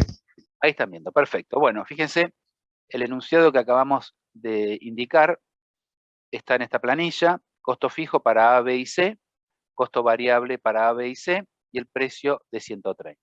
La formulita, costo total igual a costo fijo más costo variable por cantidad. Ingreso total igual a precio por cantidad. Utilidad, ingreso total menos costo total. Hacemos la planillita y ponemos distintas cantidades. 0 cantidad, 1.000, 2.000, 3.000, 6.000 era la que nos pedía. Fíjense que acá están los 500.000, ¿no? De costo, y acá tenemos la utilidad, ¿no? Que es la diferencia entre el ingreso total menos el costo total. Ingreso total, que es este, menos el costo total, que es 780.000, menos 500.000. Es lo que vimos para el punto A. El punto A nos preguntaba para 6.000, ¿no? Para 6.000, el costo total en A es 6. Acá está. Sí, o sea, el costo total para 6.000 en A es 600.000. Y el ingreso total es 780.000 menos 600.000. Eso nos da la utilidad en A. Ahora, si nosotros tenemos que seleccionar para qué casos es mejor una que otra, fíjense, hablamos de 2.000. Acá están representadas la variación, ¿sí? Fíjense, el costo fijo, bueno, vamos a comenzar por el ingreso. Ingreso total. El ingreso total para una cantidad 0 es 0. Eso lo pueden ver acá en el gráfico. Y después tiene una variación lineal creciente a medida que van aumentando las cantidades de venta, ¿sí? Para 1.000, 2.000, 3.000, hasta 6.000. Algo parecido sucede con los costos, con la única diferencia que en lugar de arrancar de 0, los costos arrancan del costo fijo, o sea, es el costo que tengo por funcionar. El costo por funcionar depende de la iluminación, el alquiler, estos costos de mantenimiento, costos, no sé, expensas, lo que sea, cosas que hay que pagar sí o sí y que no tienen que ver con cuánto se produce. Tenemos para el caso A la recta azul, para el caso B la recta naranja y para el caso C la recta gris. ¿Hasta acá me siguen bien? Sí, ¿no? Es sencillo esto. Cualquier cosa me detienen y me preguntan, ¿sí? Bien, entonces, obviamente, esto es la ordenada al origen con estos valores, que es lo que tenemos aquí. Son estos tres que están acá. Fíjense, 150, 200, 400. 150, 200 y 400. Y después hay una variación lineal con distintas pendientes que van a depender justamente del costo variable. Fíjense que la que tiene el mayor variable es A, tiene esta pendiente, fíjense, arranca abajo de todas y termina arriba de todas, o sea, es la que tiene mayor pendiente. Después, en ese orden, lo sigue B y por último C. B, la naranja, la pendiente menor a la pendiente A, y por último, la grisecita, que es la que tiene menos pendiente. Representamos gráficamente. Bien, fíjense ustedes que esto que está marcado por la naranja, por el valor este amarillo, podríamos decir, son ingresos. ¿Sí? Entonces, todo lo que vemos debajo del amarillo es ingreso. Fíjense que hay un momento en que los costos, que son las rectas superiores, los costos son mayores que los ingresos, ¿sí? En este caso se ve muy bien, o sea, en el caso de en C, nos está diciendo que tenemos un costo de 400.000 para un ingreso de 0, un costo de 200.000 y un costo de 150.000 para un ingreso de 0, que son el costo fijo. Y después el costo variable. Ahora después se va restando a medida que se empiezan a generar ingresos, eso se resta de los costos y me da la utilidad. Quiere decir que debajo de esta línea, lo que yo tengo son ingresos, pero si el ingreso es inferior al costo, va dominando el costo. Bien, entonces, tenemos que hacer esa diferencia. Donde cambia, fíjense, donde se cruza la curva de ingresos con la de costos, ¿sí? A partir de ahí ya empieza, donde se cruzan, ¿sí? La de ingresos con la de costos, es que la de ingresos está por encima. Bien, cuando pasa arriba, quiere decir que los ingresos son superiores a los costos. Acá claramente se ve, acá es la zona de cruce, donde de tener mayores costos pasamos a tener ingresos. Los ingresos van a variar de acuerdo a cómo son esos costos. Entonces, me decía, ¿para qué distintas cantidades conviene una ubicación o conviene la otra? Fíjense que A es la azul. Fíjense que A se cruza con la naranja en 2000. ¿Sí? Entonces, para todo lo que va entre 0 y 2000, conviene que sea A. ¿Sí? Fíjense que de todas, nosotros nos olvidamos de la amarilla, miramos solamente las de costos, lo que tenemos que ir tomando son la envolvente. O sea, acá la que está más abajo es la azul. Después pasa la naranja. Y último pasa la gris. O sea, la que está más baja en costos es la que tenemos que ir seleccionando, sin pensar en el ingreso, ¿sí? Entonces, buscamos la intersección de A primero con B, se intersectan en 2000, y después buscamos la intersección de B con C, que se intersectan en 8000. Entonces, entre 0 y 2000 conviene A. Entre 2000 y 8000 conviene B, y de 8000 en adelante conviene C. Bueno, y acá están los valores en esta tablita. Lo que está hecho es directamente esta fórmula de costos, que está volcada acá.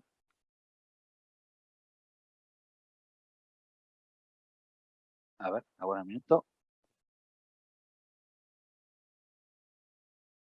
Pero no.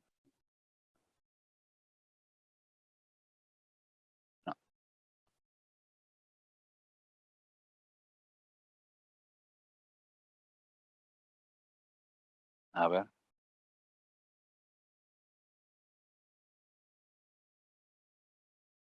No, que tengo configurado otra cosa. A ver, un minuto.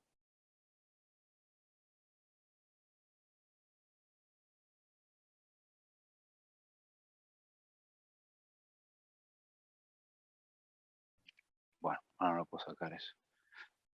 Bueno, en definitiva, esta es la fórmula, ¿sí? Donde está el valor del costo, fíjense, a ver si no, que no puedo configurar, a ver, aguarden un minuto. Con este valor.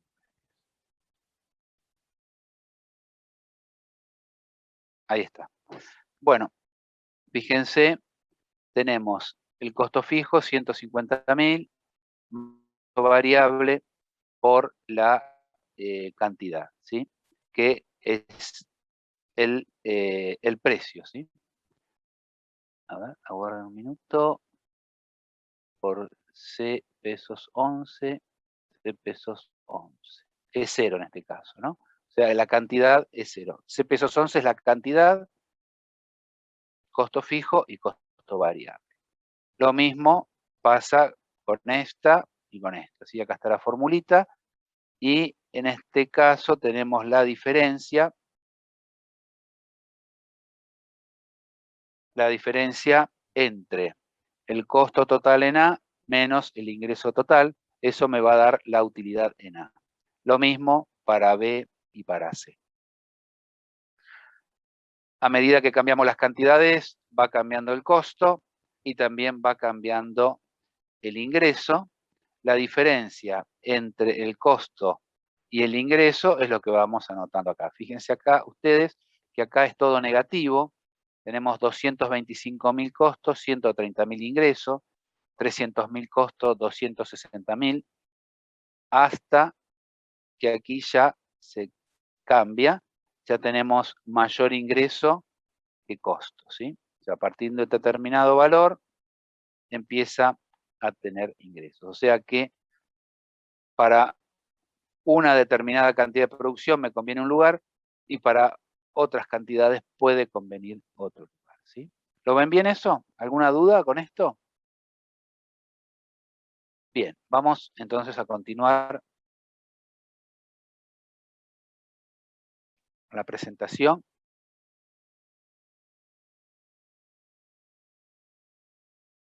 Bien. A ver, ahora un minuto. Esto. Ahí está.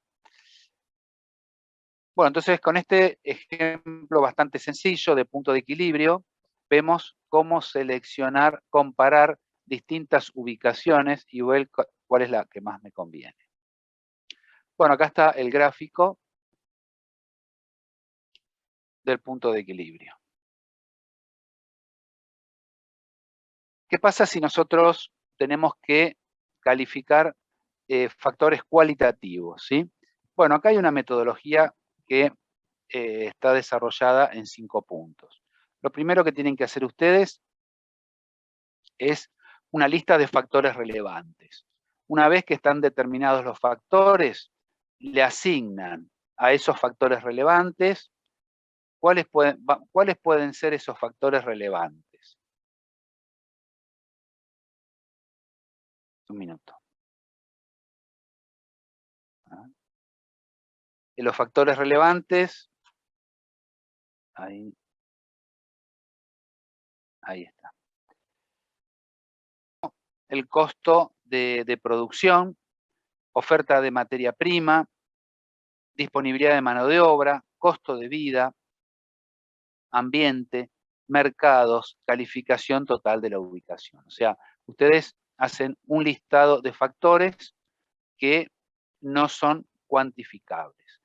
Después, a cada uno de esos factores le asignan una ponderación, ¿sí? O sea, ustedes toman valor 1 y dicen, bueno, para mí el costo de producción es el 33%. El costo, la oferta de materia prima es un 0,25. Entonces, descomponen cada uno de esos factores relevantes, los ponderan, ¿sí? Obviamente, la sumatoria de la ponderación tiene que hacer un valor 1, ¿sí? Y después definen una escala común. Por ejemplo, de 0 a 100 y califican cada uno de esos lugares, cada una de esas variables en cada uno de los lugares. Después multiplican la ponderación por la calificación y finalmente hacen la suma de puntos, ¿sí? O sea, dicen producto de calificación de cada variable por cada lugar, sumo y de esa manera me fijo cuál es la ubicación más conveniente. Vamos a verlo con un ejemplo. Van a ver que esto es muy sencillo. Fíjense, entonces, yo tengo una ubicación posible en A y una ubicación posible en B.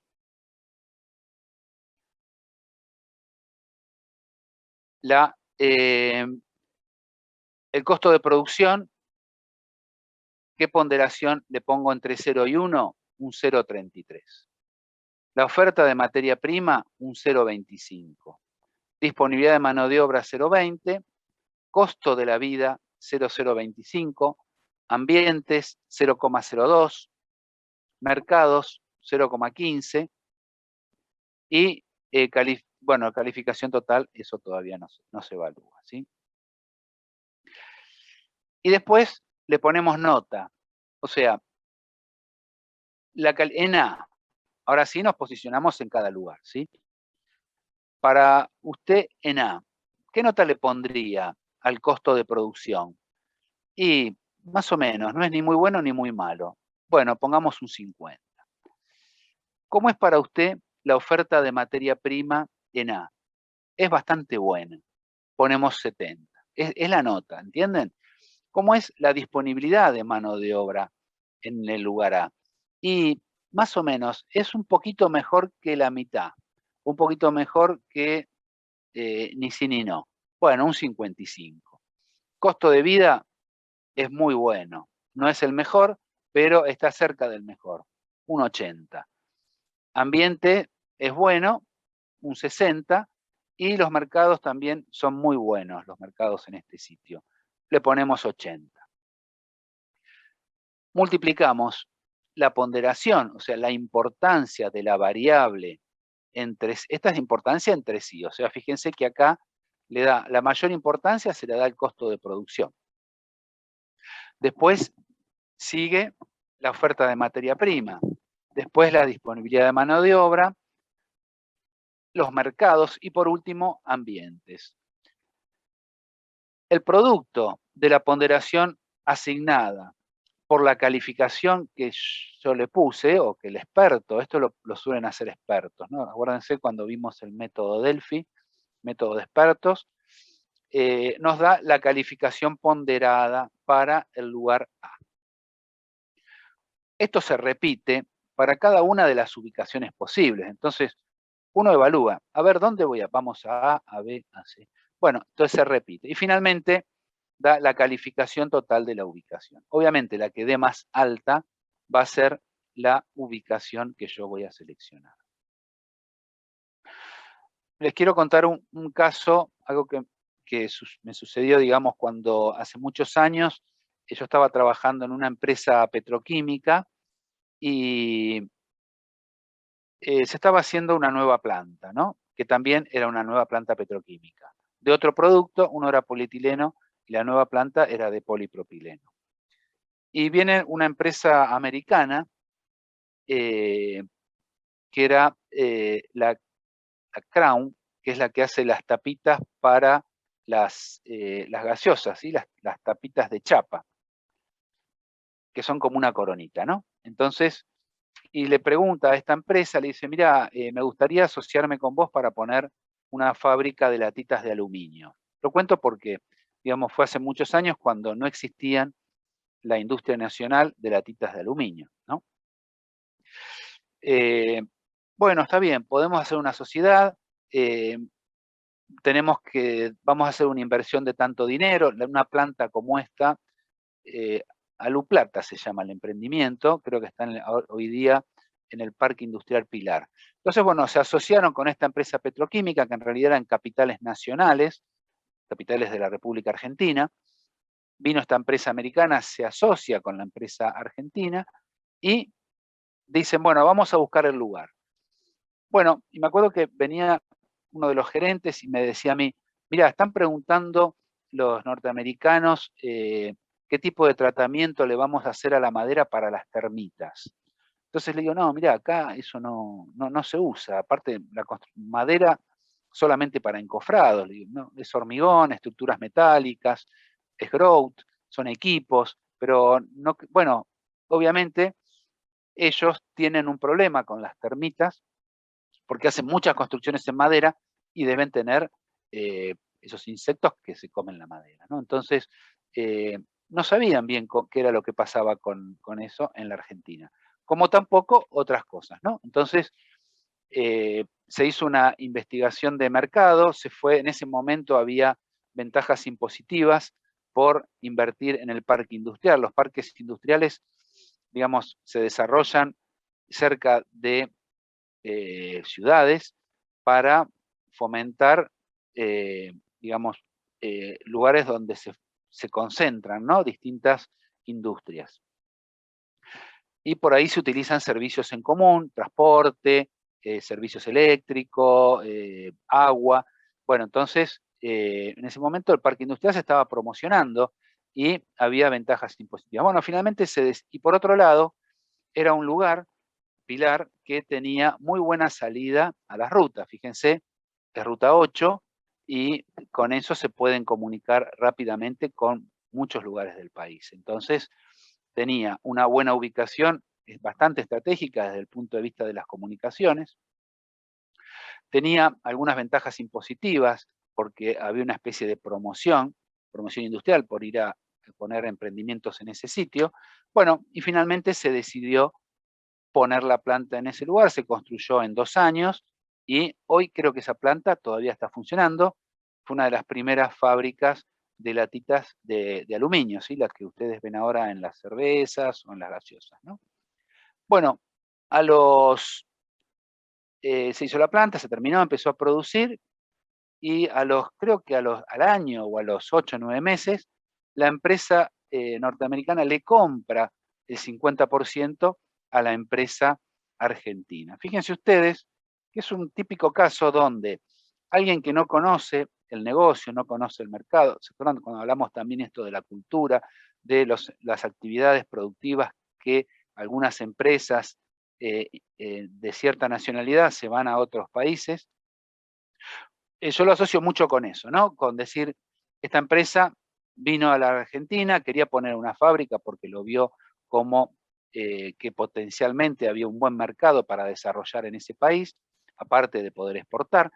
Bueno, y finalmente le termina comprando la parte a la empresa nacional, que por otro lado no era su rubro, el rubro de ellos era más la petroquímica, entonces no tuvieron inconvenientes, se hizo la venta, ¿no? Pero bueno, vean ustedes cómo se gestionan este tipo de actividades, ¿no? El que no conoce se asocia con uno del lugar, el del lugar conoce, sabe que este lugar puede ser más conveniente, bueno, y de esa manera se seleccionó un lugar que fue un lugar, digamos, aceptable para la instalación, ¿sí? Vamos a admitir a Clara.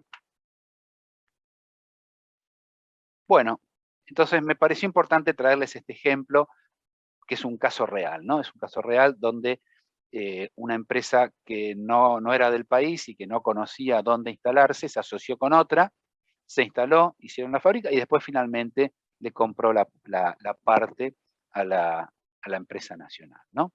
Bien, vamos a continuar entonces. Ya para una vez determinada la instalación, en qué lugar vamos a poner nuestra instalación, lo que nos queda ahora es hablar de cómo vamos a diseñar esa instalación. Es como ir haciendo un zoom, ¿no? Primero queríamos poner una fábrica, una actividad productiva, y dijimos, ¿a qué lugar vamos? Bueno, seleccionamos aquel lugar que no nos va a acarrear costos imposibles durante la vida útil de esa instalación. La ubicación desastrosa tratamos de evitarla, obviamente. Y ahora vamos a ver el diseño de esa instalación. ¿Cómo la vamos a hacer para producir una determinada cantidad de elementos, ¿sí?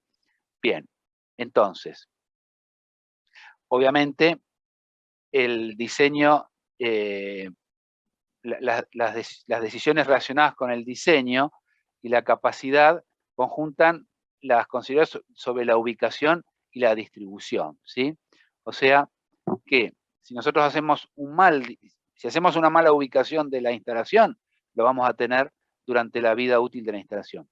Ahora, si hacemos un diseño inadecuado de la instalación, eso también va a afectar la capacidad de producción. Entonces, fíjense lo importante que es seleccionar una buena ubicación y hacer un buen diseño de la instalación para tener buena capacidad de producción. ¿Cómo definimos capacidad de diseño? Es la tasa de salida de productos estandarizados en condiciones de operación normal, ¿sí? Eso es capacidad de diseño. Vamos a empezar a ver algunos conceptos de este tipo, ¿sí? Entonces, capacidad de diseño, productos estandarizados en condiciones normales.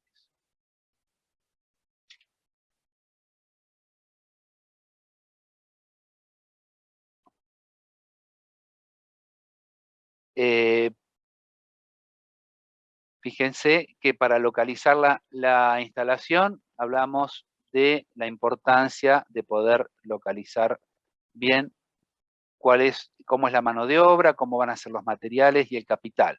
Cuál va a ser el proceso y la tecnología. Qué tipo de producto y qué medio. Nacional, regional, comunidad o sitio, ¿sí? Cuando hablemos de la capacidad, vamos a hablar de la capacidad de diseño, de la capacidad del sistema y de la estrategia de operación. Y cuando hablemos de distribución de la instalación, vamos a hablar de tipo de producto, qué es lo que hacemos, tipo de proceso, la forma en que lo hacemos y el volumen de producción.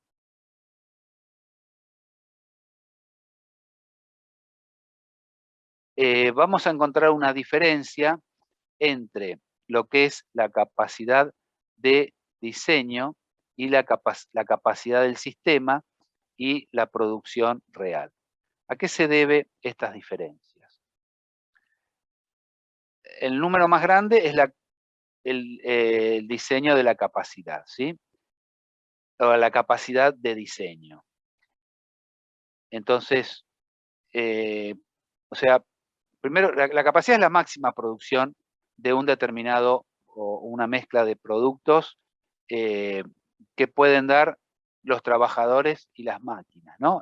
Como un sistema integrado. Hablamos ya esto de verlo como un sistema. Ahora, nosotros vamos a encontrarnos con algunos elementos que hacen que la capacidad de diseño no pueda darse. O sea, nunca vamos a encontrar una instalación que pueda producir de acuerdo a la capacidad de diseño, porque hay un montón de factores y elementos que hacen que la capacidad de diseño se vea disminuida. Y ahí tenemos un ejemplo. Si yo tengo una capacidad de diseño de 1.200 toneladas, vamos a encontrarnos con reducciones por defectos a largo plazo, mezclas de productos y condiciones del mercado a largo plazo,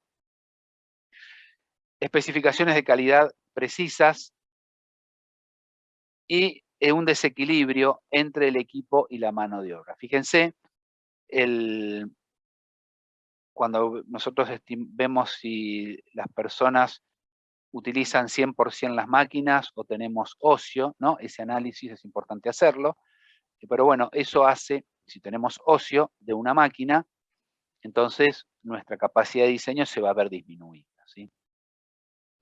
Si tenemos productos o mezclas de productos que cambian de un momento a otro, eso también va a hacer que se disminuya la capacidad de diseño. Entonces vamos a pasar de una capacidad de 1.200 a una capacidad del sistema real de 1.000 toneladas, ¿sí? Entonces, el sistema va a poder producir 1.000. Y a su vez, después nos vamos a encontrar con una demanda real, que va a decir, ¿para qué vamos a fabricar 1.000 si no lo vamos a vender y lo vamos a tener que hacer mantenimiento y gastar en almacenes para guardarlo y gastar en inventario, costos de inventario.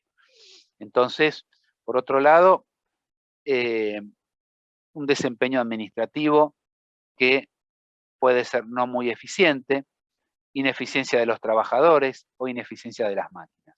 Eso hace que en lugar de tener la capacidad del sistema, pasemos a una producción real, por ejemplo, de 970 toneladas. Obviamente, la eficiencia de nuestro sistema va a ser el cociente entre la producción real y la capacidad del sistema. Entonces, capacidad del sistema es la que vimos aquí, en la definición. Tasa de salida de productos estandarizados en condiciones normales, y después cómo se va afectando esa capacidad por distintos factores, como ineficiencias de trabajadores, de máquinas, cambio de producción. Estamos produciendo un material, pasamos a producir otro, eso hace que haya que cambiar componentes y elementos del proceso. Entonces, ahí después podemos medir la eficiencia haciendo el cociente entre la producción y la red. Fíjense que como es un valor, el numerador acá es menor que el denominador, vamos a encontrarnos con un valor inferior a 1, ¿no? Cuando hablemos de la eficiencia del sistema.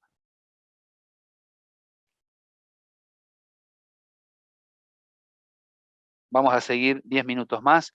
Yo sé que ustedes tienen 20, 30 otra clase. Y después culminamos con este tema la clase que viene. Bueno, ¿cuáles son qué objetivos y factores son los que van a hacer cómo se determina la distribución? O sea, en definitiva, cuando las empresas tienen que determinar cuál es la distribución, tienen que considerar un montón de elementos, ¿sí? Tienen que considerar cuáles son las instalaciones de producción, cuáles son las instalaciones que son soporte, dónde va a estar el cliente. Por otro lado, también hay que ver si hay un almacén, hay que ver si hay sectores de comunicación, hay sectores de ensayo, hay sectores de planificación, de ingeniería, de mantenimiento, no es todo lo mismo, y todo hay que ubicarlo dándole la atención debida. Si no, eso puede generar tener una persona que trabaja en un lugar muy ruidoso y tiene que estar pensando, seguramente va a hacer que disminuya su rendimiento, ¿no? Entonces, siempre se habla también que es importante que la gente esté cómoda para tener mayor productividad y tenga la moral y estén motivados, ¿no? Entonces, en definitiva, estos factores también va a estar asociado al tipo de producto, qué es lo que estamos produciendo, al tipo de proceso de producción. Vamos a ver 3 tipos de procesos de distribución y el volumen que se va a producir. Acá están los tipos de distribución. Tenemos de proceso funcionales, de producto en línea o de componente fijo. Nosotros lo que vamos a analizar son las de proceso y las de producto. Las de componente fijo no las vamos a ver porque las de componente fijo se manejan por otro tipo de procesos de gestión, ¿sí? No por o sea, nosotros estamos viendo cómo se gestionan, cómo se administran actividades rutinarias, actividades de producción o de servicios. No estamos viendo proyectos. Ustedes proyectos lo tienen como una materia específica. Entonces, lo que estamos viendo en este curso, en esta clase, es las actividades productivas rutinarias que se diferencian con los proyectos, en que son actividades que se mantienen a lo largo del tiempo, no tienen comienzo y fin. Los proyectos son únicos, tienen comienzo y tienen fin. Las actividades rutinarias, no, ¿sí? Entonces, esa es la diferencia. Nosotros lo que vamos a ver en nuestro curso son las actividades rutinarias, actividades productivas o de servicios. Las de componente fijo, que son las de construcciones y las de minería, se gestionan a través de, podríamos decir, por ejemplo, una de los que desarrollan las mejores técnicas y herramientas, las mejores prácticas, es el PMI, ¿no? El Project Management Institute, que es en Estados Unidos, ¿no? Y bueno, los proyectos se gestionan más que nada a través de esos conocimientos, no los de las actividades rutinarias. Bien, entonces, ¿cuáles son las de proceso o las funcionales? Las que yo les mencionaba con respecto a instalaciones tipo tornerías o instalaciones de pinturas. O sea, agrupan a personas y a equipos que hacen funciones similares. Entonces, tienen trabajos intermitentes y cada uno tiene un orden de trabajo. Por ejemplo, tornear esta pieza. Por ejemplo, pintar esta pieza, pulir esta pieza. ¿Qué ventaja tienen? Son sistemas flexibles para el trabajo individual, menos costosos de uso en general, menos fallas y aumenta la satisfacción en el trabajo. Las personas sienten satisfacción por lo que hacen. ¿Por qué? Porque lo hacen ellos.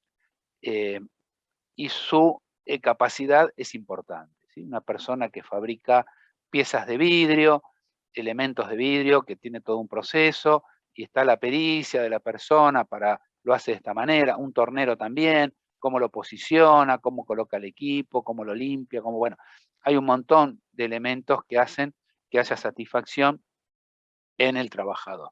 Como desventaja de estas, podemos hablar de manejo costoso de materiales, la mano de obra es calificada y es costosa, mayor supervisión, el equipo no se utiliza tanto porque los pedidos de trabajo son ocasionales y el control de producción es bastante más complejo. En contraposición con este tipo de distribución, tenemos las de producto, donde los trabajadores se agrupan de acuerdo a la secuencia de las operaciones realizadas sobre el producto. En un clásico caso de producción en línea, como una fábrica de automóviles, ¿sí? En estos casos, el trabajo es continuo y son instrucciones bien estandarizadas. O sea, acá la participación de la habilidad o de la mayor pericia de las personas prácticamente no existe. Solamente son instrucciones estandarizadas que se cumplen y listo, ¿no? Entonces, es más, hay que hacerlas en un determinado tiempo para poner un tornillo, para ajustar una puerta, el tiempo es este y ya está, ¿sí? Son actividades operativas rutinarias donde obviamente no hay tanta satisfacción personal. Y por último, las de componente fijo son arreglos de mano de obra y materiales que están vinculados con el lugar, ¿no? Construcción, minería, agricultura. Estas actividades, la proyección de estas actividades se mejora usando técnica de redes, CPM y PERT. Bueno, decir CPM y PERT es en realidad decir una parte de todo el proceso que hay de control y seguimiento de proyectos, ¿no? O de construcciones o de proyectos informáticos. En realidad, el CPM y el PERT es una de las herramientas que se utilizan para controlar los tiempos, ¿no? Para controlar los tiempos y para controlar la secuencia de las actividades y buscar el camino más conveniente para terminar lo más rápido posible, ¿está bien? Es una de las herramientas, pero hay un montón de herramientas más que se ven en lo que tiene que ver con gestión de proyectos o gestión de actividades para componente fijo. Bueno, y vamos terminando ya, vamos cerrando, vamos a comentar lo que vamos a ver la clase que viene. La clase que viene lo que vamos a hacer es ver el método de distribución por proceso o funcional. Vamos a ubicar centros de trabajo y el objetivo en general, vamos a ver cómo es la técnica o la metodología, pero el objetivo fundamentalmente se basa en distancias, recorridos, carga, distancia, ¿sí? Buscar los centros de trabajo que tienen mayor actividad con los otros, tratar de ubicarlos en un centro de gravedad para evitar recorridos innecesarios. Entonces, los que tengan más actividad lo vamos a ubicar en una posición central y eso va a hacer que no haya tantos recorridos y después le vamos a ir agregando otros elementos como carga o distancia, ¿sí? Costos unitarios de acuerdo a la distancia. Acá les puedo mostrar algún esquemita. Fíjense, es un método gráfico donde tenemos para ir departamentos, A, B, C, D, E, F, son estos que están aquí. ¿Y cómo son los recorridos? Cantidad de veces que van de un departamento a otro. Se busca, iterando, se busca la ubicación más conveniente, ¿sí? Ven ustedes, probamos distintos recorridos pensando siempre en ubicar en el centro, por ejemplo, A y C, fíjense que son las que tienen mayor comunicación con el resto, ¿sí? Vamos a avanzar con una carta de recorrido.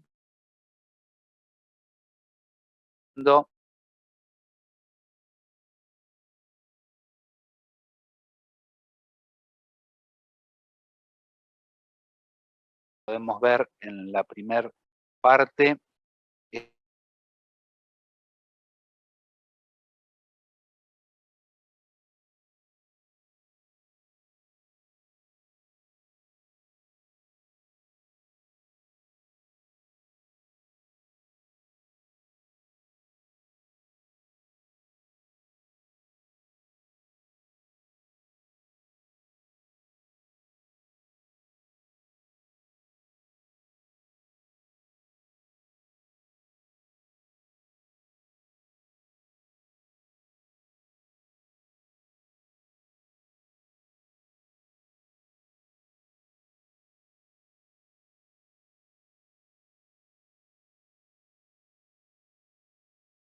Recording stopped.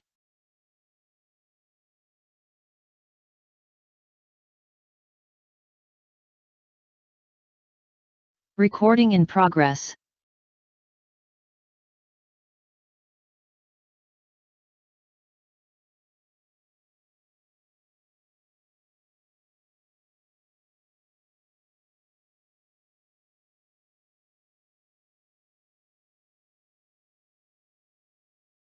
Recording stopped.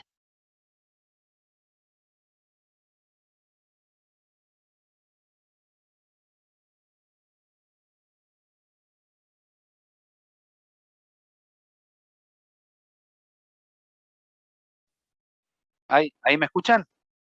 Sí, sí, ahí sí. ¿Me escuchan? Sí, se había cortado. ¿Hola? ¿Me Sí, escuchan, sí, se chicos? escucha ahí. Sí. Hola, hola. ¿Alguno que me diga? Sí, se escucha. Bueno, vamos a dejar acá entonces. La clase que viene continuamos.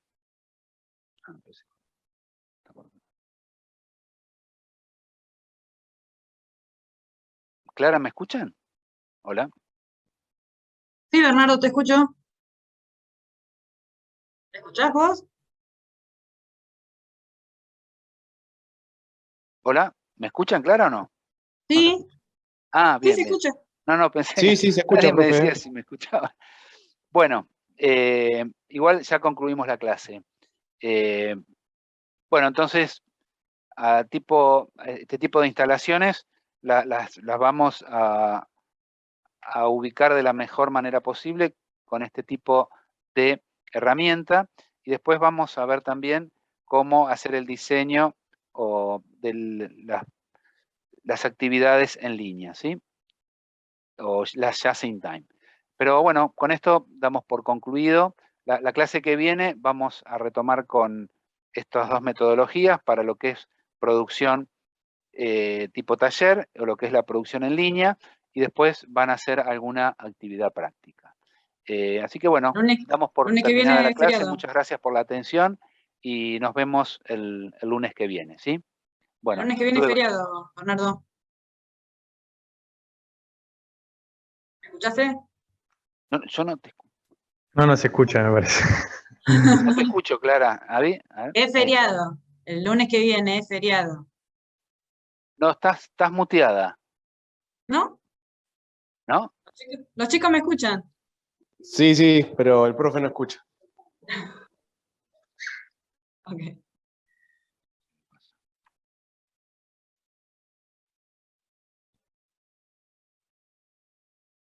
Ah, el feriado. Bueno, está bien. El otro entonces. Pero no te escucho, no sé si estás muteada o... No, vos ¿No? no A escuchás. ver, Los yo te chicos me veo escuchan, vos no. a ver. Sí, me anda mal el audio. Sí. Bueno. A ver, vamos a... Salgo e ingreso de nuevo. ¿Sí? Dale. Entro de nuevo, Clara. Así salgo para ver si se soluciona.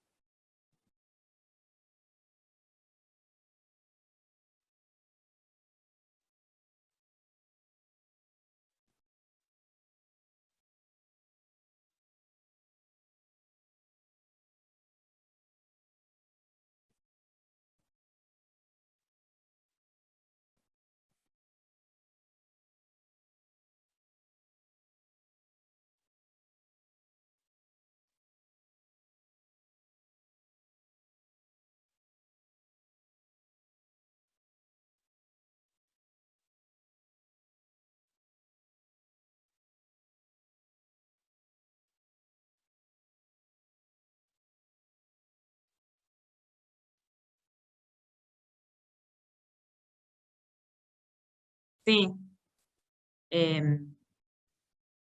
¿Ahí? ¿Me escuchás ahora, Bernardo? No. Bueno, vayan tranquilos, chicos, si me están escuchando. Ahí. No, ¿Ahora ahí sí? te escucho, sí.